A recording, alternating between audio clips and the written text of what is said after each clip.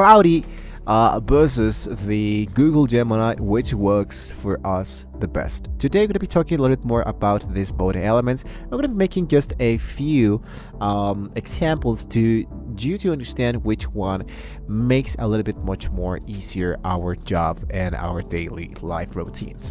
So there's two titans in here.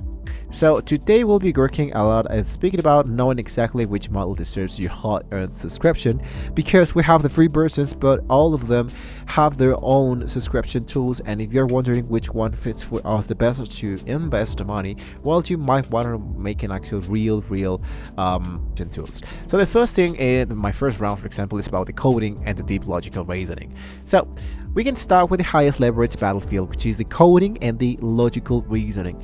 There's a new launch with the Cloudy 3.7 Sonnet, which has the actual entropic element, of course. That can be helping, of course, a game-changing architecture, which is the hybrid thinking mode. When you toggle this specific on, for example, Cloudy doesn't just spit out code immediately. It pauses, maps out a hidden step-by-step reasoning tree, executes the internal code, verifying the loops, and visualizes the entire line of through transparently before giving you an actual answers.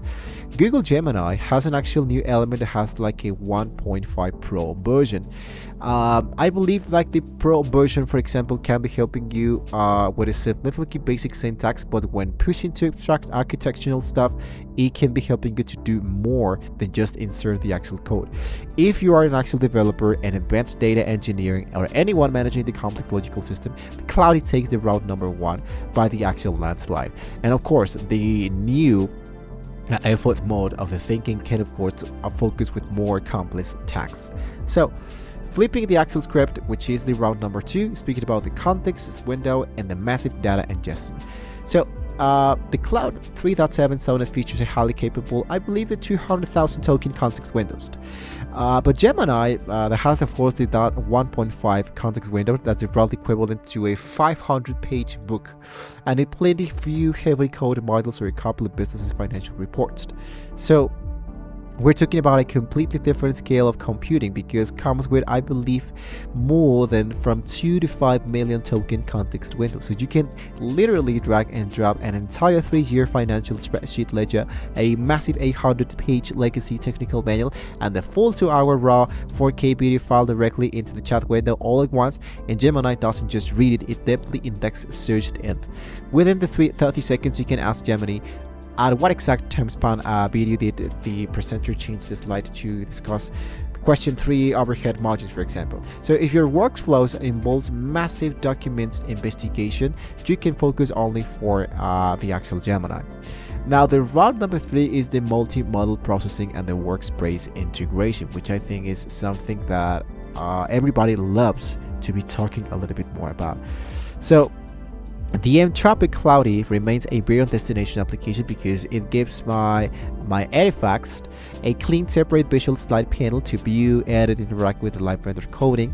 But Gemini's superpower is into the deep native anchor inside the Google Workspace, because if you don't know about now, if you have the Google One plan, it will help you with Gemini and the Google Flow and the search and the Gmail, Notebook, and everything that comes around with the Google Workspace. So through the Google extensions, Gemini accesses the live digital world. Right from the chat prompt, you can command it to come through your real-time Gmail inbox, summarize the documents inside the personal Google Drive, pull the route metrics from the Google Maps, or write copy directly to an active Google Docs, for example. So it isn't just an insulated web page tool, it is an active system layer integrates across your entire personal hub.